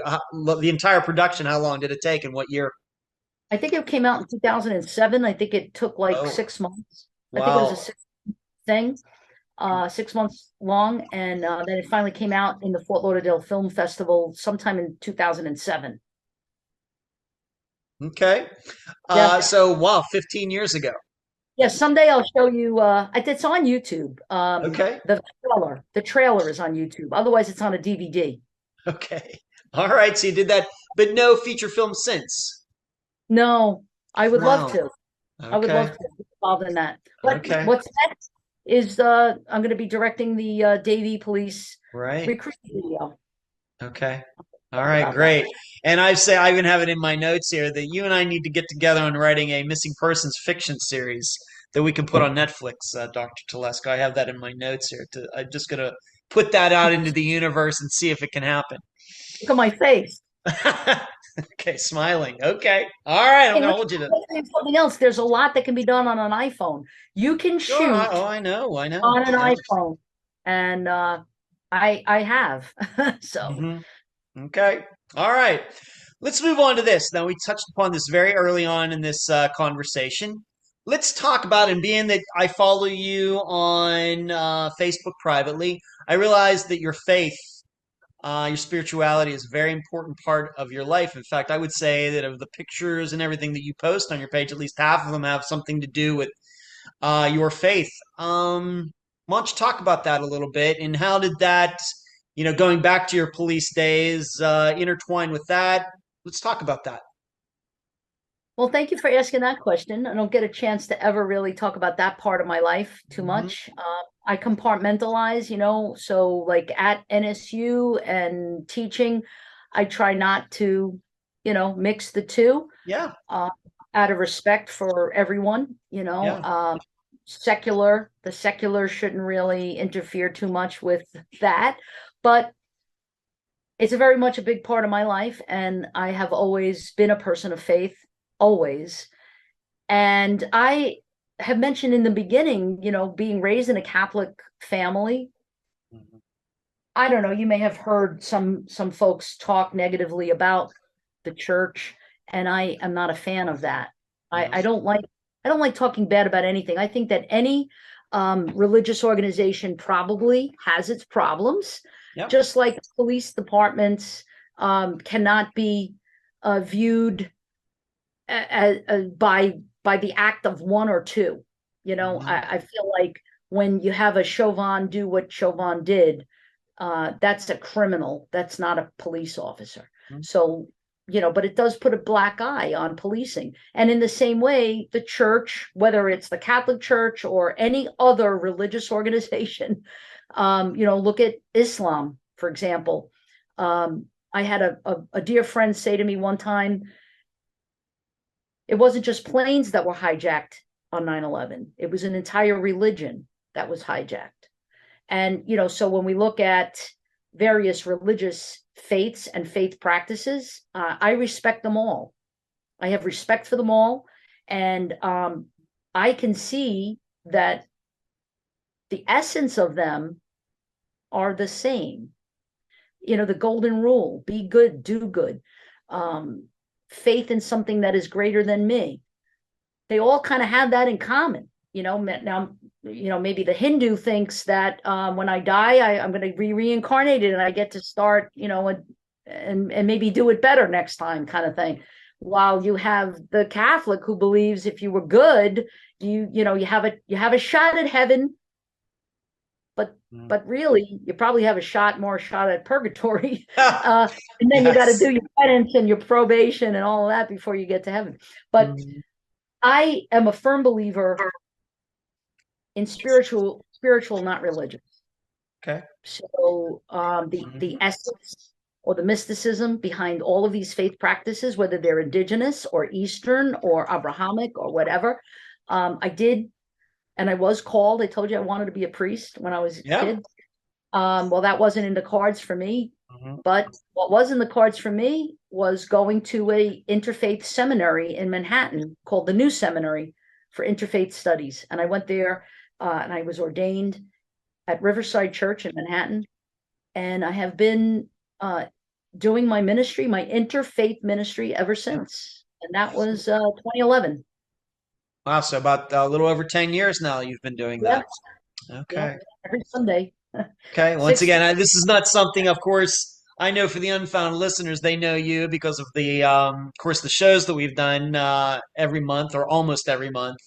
And that has really never come up. And maybe some of them don't follow your personal page, so they might not even have known about this, this very strong faith that you have. And I wanted to make sure I gave you a chance to talk about that. So even maybe people who have known you now for a couple years with the shows we've done, they've certainly found out something new about you right there. Okay. How did your faith help you? Before we move into some general questions, before we complete this interview, how did your faith help you on the job? Of course, it sounded to me like, at least originally when you're out on the street, you're out there by yourself in the projects, a woman. You got to have a lot of. How did your faith help you through all of that? That sounds kind of dangerous to me. Yeah, it's dangerous. I think I've been always kind of divinely protected. I think it's a miracle that I didn't get hurt really badly. I think it's a miracle that I never had to discharge my weapon except at the range. I never got in trouble. I lost my ID card. I lost my ID card once, and I got a small little thing for that. But other than that, 20 years. I mean, that's miraculous. And 9/11, I made the right decision, but was it my decision? I didn't want to go to the right because I thought there'd be too much traffic. The fire truck was there. It looked like everything was under control. I didn't understand what was happening at that point. I made the left instead of the right. What if I made the right? And what if I pulled over? And what if I got out of the vehicle and I went in? Well, then I wouldn't be here now with you. Right. And all that tells me is that there was a divine plan. There was a plan that was bigger than me. And I think that plan was actually so that I could help those people, help those families for all of those weeks and months, after 9/11. And I think I help people now. I think I see that my role, I don't want to get preachy now, but I see my role as a professor is to be a mentor, a coach, a guide. And I feel that that's a ministry, that's a calling, and every life I touch, I feel that maybe I can make a difference in their life. And if I can, hey, that's exponentially profitable for everybody else, So I think that my faith helps me in everything. Okay. I don't compartmentalize it like I told you I did. Because I don't go bragging about it or talking about it. I don't really talk too much about my own personal life. But my faith and my belief is strong, and I kind of join with that in everything I do. Okay. Let's move on to some general discussion questions. You already know what some of these questions are. First question: how tough is it for a police officer to balance work and family? With all the stresses involved. I think it's really difficult. I don't think that it's easy, especially on a rotating schedule. Police officers work. Hey, we're the only ones that are around 24/7. On Christmas at midnight, you're not going to get, please hold for the next available. No, it's not going to be that. We're not closed. We're always open. Yeah. So we're always being called to the scene for everything, and that means that we have to work holidays. That means we have to work nights. We have to work weekends. You don't get to go to your kids' soccer games all the time. You can't get off. You're not around the table for Thanksgiving all the time. And that takes a toll, right? Not to mention the fact that we see people at their worst. Yeah. We can become very cynical. And we could become very callous, and we could start to become very suspicious. I told you that I have a very strong faith, and it sounds like I'm an angel or something, or a saint, but no, I'm not. I'm very paranoid. I'm a paranoid person. I mean, I sometimes think the worst of you. Mm-hmm. And I battle that. That's a battle that I have between my flesh and my spirit and I blame policing for it. Because we're taught to see the blame. We're taught to look for the bad. Yeah. We're not taught to look for the good, taught to look for the bad. So of course I look for the bad. Mm-hmm. When you were on the job, was it required that every officer had to see some sort of counselor every so many months, or was this just on a need to know or need to use basis, anything like that? Nope. No. Nope. The only time you ever saw a psychologist was the very first time you were getting hired. And that was an interview that psychologist was doing to make sure you're not insane, like you're not hearing voices. Okay, you're not hearing voices, you're good to go, kind of thing. The only other time you might see a psychologist is if you were in a shooting or post 9/11. We were all debriefed. We received critical incident stress debriefing, not right away, a little too long into the event.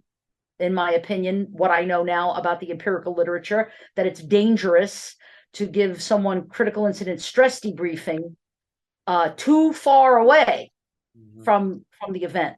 And that's what happened with us. But they actually what felt like a kidnapping. They took us at the end of our tour by van, by force, to become debriefed. Okay. Insane. Okay.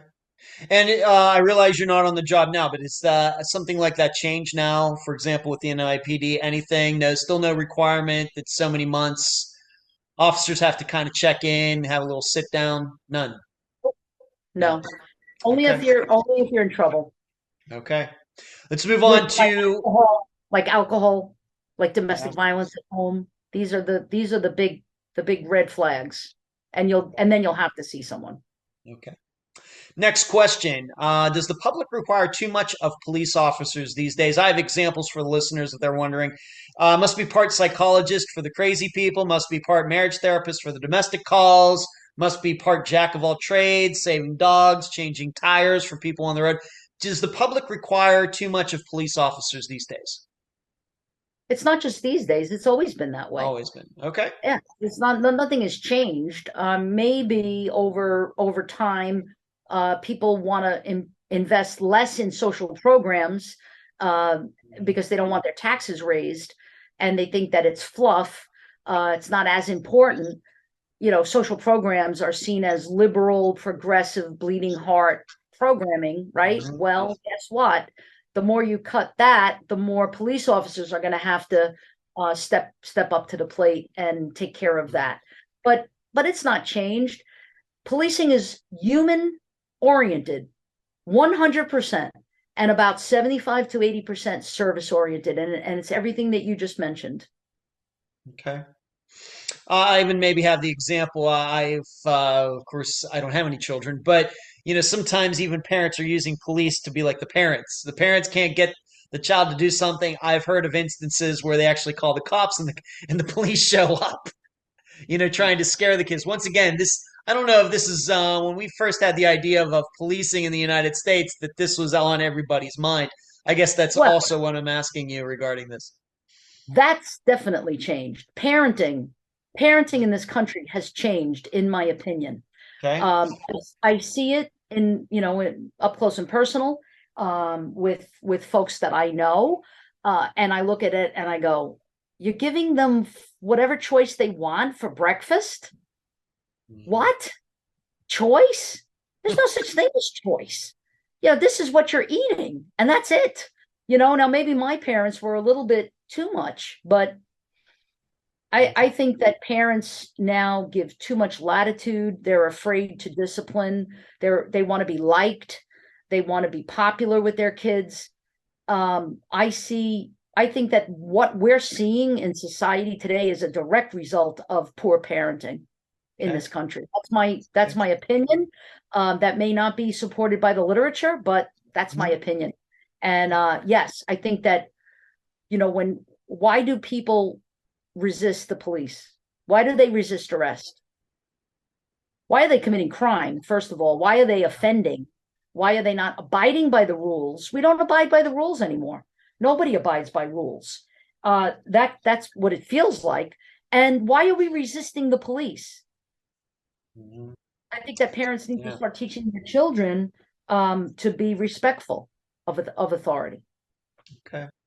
Let's move on to this. What qualities do the best police officers have, and can those be taught, or does a person have to have them inherently? Can you just kind of repeat that first part? Sure. What qualities do the best police officers have, and can those qualities be taught, or does a person have to have them inherently? Well, there's some literature that says that police have what's called an authoritarian personality, which is an attribute, a characteristic. It's a take charge person, the person that leads, that's the leader, person who has a lot of confidence, and maybe sometimes, goes between that gray line of assertive to aggressive, right? Do I think those are best qualities? I think that someone who has confidence, someone who has compassion, someone who knows how to talk to people, someone who has empathy, that can place themselves in that position, are going to be the more effective police officers. Officers who are not trying to get over.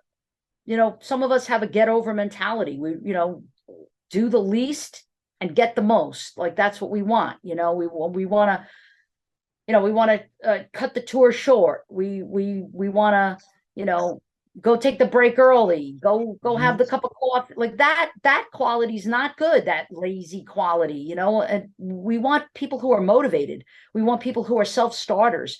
Remember we were talking about Brendan. Yep. Brendan and Josh. Your assistant, okay, yes. Brendan and Josh. These are two people that, to me, I hope they watch this. To me, they personify the best kind of quality and characteristics that police officers can have. Compassionate, empathic, strong, confident, self-starters, respectful, kind, caring, like that. Okay. And do you think that the person just has those, or is that something that can be brought out, through, once again, an academy, or, to display those traits, or you just got to have it? No, I think it goes back to parenting. Okay. I think that parenting and social environment, and we talk about differential association in sociological terms. This is what how you were raised. That is what shapes your personality, your experiences, your parents, your education, like your faith. All of this stuff makes you who you are as a person. And can you train someone to be empathic? No. I think you could teach somebody how to act compassionate. You can teach someone how to act kindly. There's a way to say something, but inherent in you as an attribute, no, I think that you come to the table with that. Okay. This is the part, Dr. Telesco, where you get to market Nova Southeastern University to the best of your ability. Why don't you talk about the school? Of course, you've been there quite a while. Of course, obviously, everybody has gotten certainly the idea that you love working there. You have fantastic supervisors and the dean who allow you to, teach your classes the way you want. Why don't you talk a little bit about the school, what you provide, and your time there. Yeah. So if there are any parents out there with children, they may think about sending their children to Nova Southeastern. I mean, I represent the School of Criminal Justice, right? Mm-hmm. And Fishel College of Education has three arms, if you will. It has the Department of Education. They teach teachers, right? So they train and educate teachers at all levels, undergrad, grad, and PhD. Well, EDD, Doctorate in Education. Then you've got Department of Human Services, which is really cool. A lot of my colleagues I'm very close to there. I've done a lot of work with them. I like to partner with them. They do all of the stuff like I was talking about social science wise. And then you've got the School of Criminal Justice, which everybody knows already pretty much what that involves. But we, as a university, we have many colleges. Yeah, you do. And we have the College of Psychology, we have the College of Nursing, we have the College of Law. So we have a law school, we have a nursing school, we have a dental school that actually provides services to the community as a clinic. We have a medical school. It doesn't get any better than that. We're very, very strong in the health sciences at Nova. And I'm talking about now specifically the Davie campus, but we have campuses in Tampa, West Palm, Denver, Puerto Rico, all over. There are various campuses, across the country that Nova Southeastern University is responsible for. I think it's a beautiful campus, Davie campus. I love the campus. Been there. It is nice. We have been there. It's real sweet. It's really nice. We need to give you a better tour next time. I would love that. I would love to have a tour. It's very when you go there, it's very modern. That's a word that comes to my mind when I go there. Very modern. I think it's very cool that it's sharks. Sharks are our thing. That's kind of our logo. Fins up. President Hanbury is always saying, and all of our students are called sharks, and it's after the Mako, because the Mako shark is like the strongest, fastest in the sea, and so we're the strongest and the fastest, and it's a great school, and the ratio of teacher to student is awesome, which gives. You get lost in some of the bigger public schools, and you'll pay less. You'll pay less, but I always feel like you get what you pay for, and I think that what you're getting here is high-end education. Mm-hmm. Yeah, I've enjoyed my time there. I've always been impressed. When I go there, both times, I've been like, man, I wish I would have gone to a school like that. Of course, I went to a very good school, high quality school, but it was very small, very private, out in the middle of nowhere in Pennsylvania, and I sometimes have a lot of regrets regarding that. I wish I might have gone to like the Pitt University of Pittsburgh in Pittsburgh or someplace like that, like right around where I grew up. But I'm always, when I go to Nova Southeastern, I'm always struck by how modern it is, how well laid out it is. Everything just seems very cool. It seems like a really good place to learn. I'm jealous, I guess is what I'm saying. Yeah. But okay, thank you for and once again, the School of Criminal Justice is where you actually teach. And maybe I just have to ask you this: how many more years do you think you have there? Are you going to be there for the rest of, let's say, to 2030? Are you thinking about retiring any soon? Or are you going to be teaching there? You like it so much to the day you leave this earth. What are you thinking about your future there? Here's the thing. There was a time where I thought that I would retire, like at least when I was 62, let's say. Mm-hmm. And then that got morphed into, well, maybe when I'm 70. So that changed to when I'm 70 and I'm 62, I'll be 63 in January. Okay. Maybe when I'm 70. But now, I mean, look, I like to live large. My thing is go big or go home all the time. So, hey, I like to live large. I don't want to be on a fixed income. And as long as I have my wits about me and the deans love me and I'm doing good work, I'm here until I'm in the coffin, I think. Okay. That's probably the situation. I'll probably be podcasting till I'm in the coffin too. So we'll do these things together. Dr. Telesco, fantastic. Any final words before you would like we complete this interview? Anything you'd like to say? I just want to say how much I appreciate our relationship and our friendship that's developed over the years, and how we get to collaborate on things, and I really am interested in collaborating on this mystery series that you're thinking about. And I'd love to great. Okay, I'll have to start working on it. Okay, great. Let's do a missing persons film. Why not? You can do that. Okay, I'm going to hold you to that. Okay. Hold me to it. I love it. Okay, you love it. All right, great. I wish I'll have to work on it. Just some idea I'm throwing around for 2023. Some new things I'm looking at to try to get into for 2023. Okay. Any other words before we finish? No, that's it. I just that was a very, very lengthy and comprehensive interview of Dr. Grace Telesco. I hope that we will share this widely, and I hope that Josh and some of my students are going to be watching. Mm-hmm. Yeah, and thank you for bringing it up. Actually, I just like to date all these things. Everybody should know that we did this interview on December 6th, 2020, and this will actually be coming out this Friday, December 9th. So if anybody's listening to this like way down, they're watching this way down the road, they know when this interview was done. Dr. Telesco, I've been on your show so many times, so I appreciate you coming on mine. I'm sorry we didn't do this sooner, but I appreciate you being on this episode of Unfound. Thank you. Thank you so much. Take care, Ed. Happy holidays. You too.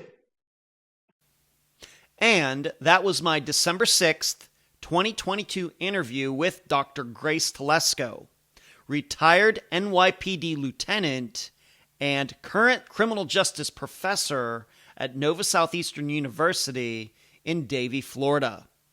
I thank her for appearing on both audio and video for this episode. What can I say that wasn't obvious in the interview? Grace is a woman to be respected, and she has enriched my work and my life by us becoming friends over the past almost 3 years. I hope you all enjoyed getting to know her through this interview. And that's the program. And just this once, I will say that if you enjoyed this interview, please give Unfound a thumbs up, 5 stars, whatever the best rating is in your podcast application. I'm Ed Densel, and you've just finished this episode of Unfound.